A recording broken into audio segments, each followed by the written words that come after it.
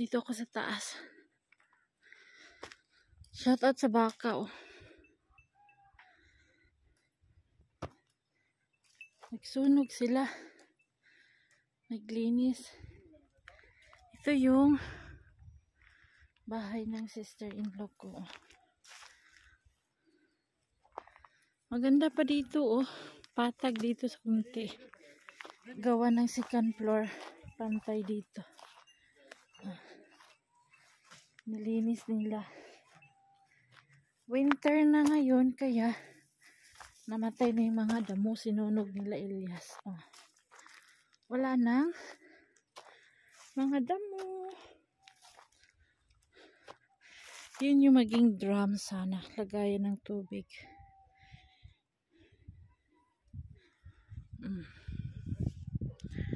Ayun. Hello world and hello Pakistan. Wala. Nakita nyo dati, hindi makita kasi masukal, di ba? Ngayon, oh, malinis na. Ito yung beranda. Ito. Pag may bisita dito, upo sila. Hindi uso yung paupuin sa loob.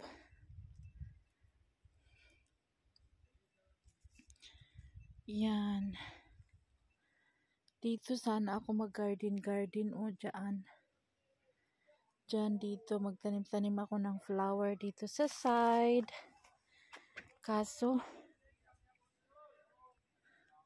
napornada. Ewan ko, mabulok na siguro to. Kasi nga naka-freeze to siya. Kaso sila. So yun,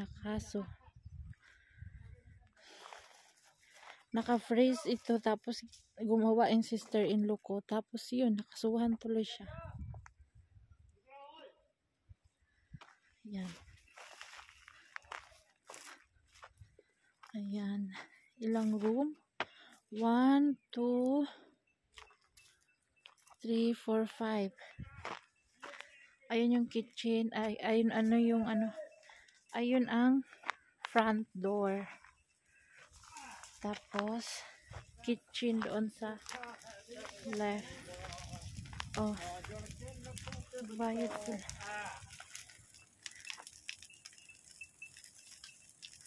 May isa worker ng sister-in-law ko. Patay na kasi yung mga damo. Laki ng apoy.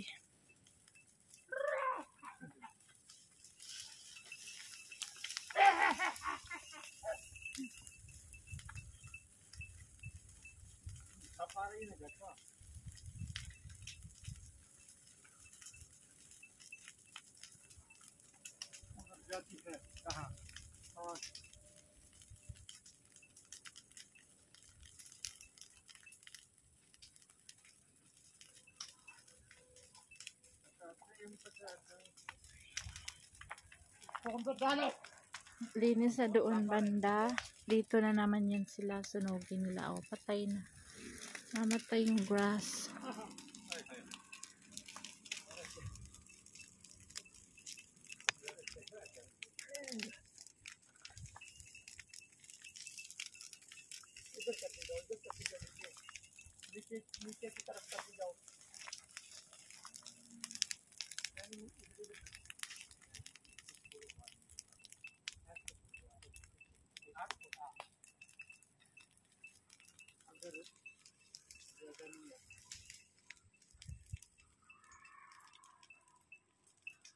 Kalbo ang mga bukid. Kasi pag winter, pinuputol nila yung mga kahoy. Ginagawang pang tapal sa lamig.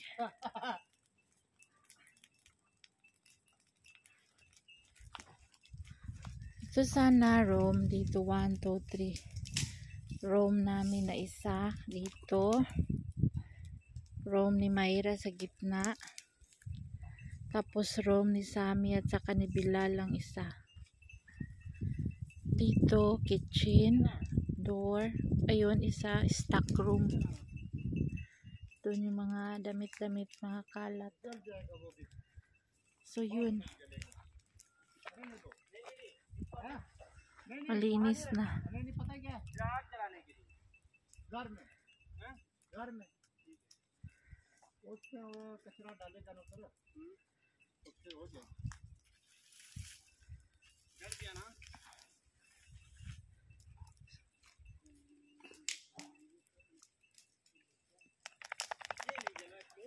Yan. Bahay na sana, naging ano pa, bato pa. Ewan ko kailan to maano.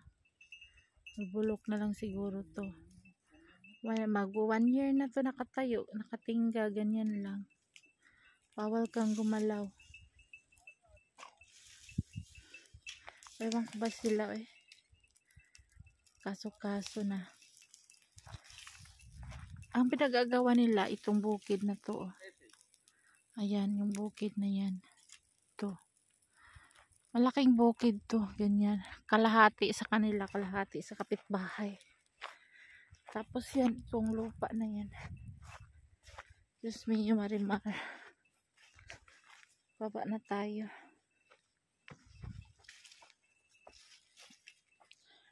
Pag winter, maalikabok.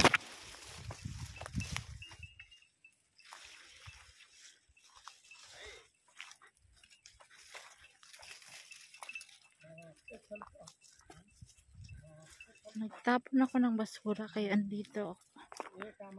Ayan o. Ganda ng dami.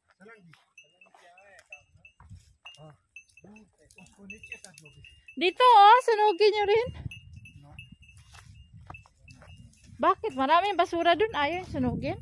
Saan basura? Doon. Ahoy, ahoy. Jalangin.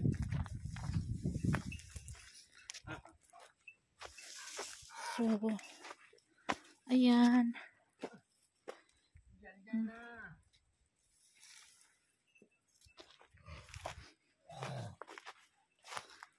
Ayan. Flooring na lang. Tsaka finishing. Tsaka dito semento yung kunti. Yan lang. Diyan ako sana gawa ng garden. Sariling garden. Wala nang damo guys. So, ayan na.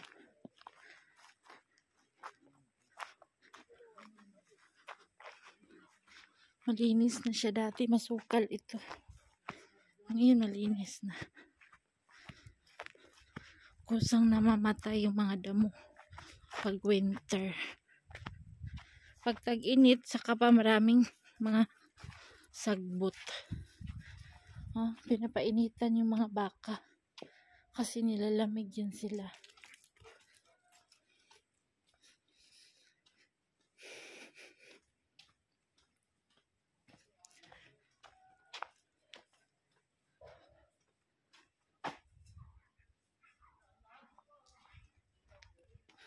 Kunti na lang yung kahoy ng in-laws ko. Bibili na naman sila. Isang tractor na kahoy na sa 30 yata. 30,000. So, yun. Pasok na tayo. Kaya nagtapon ako ng basura. So, ayan. Kwarto-kwarto lang itong bahay nila. Ito isa. 2 yung bukas na pinto. Pangatlo doon. Saka CR. Doon sa likuran, meron pa rin kwarto-kwarto. Ito naman yung aking kitchen. Ayun yung aking door. Ito.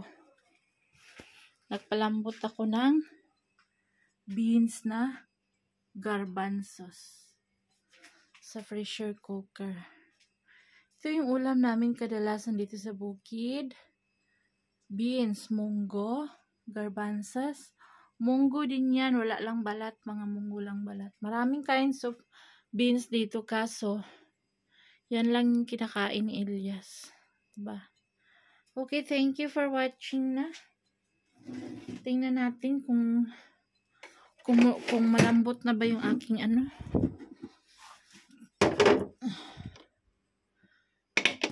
Pinahinaan ko lang siya. Kung malambot na ba yung ating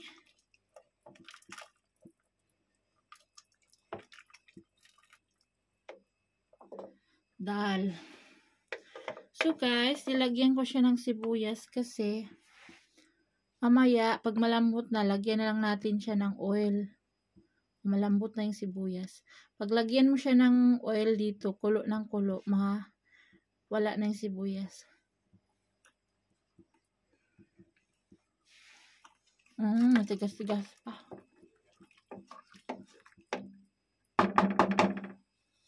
Takpan na natin.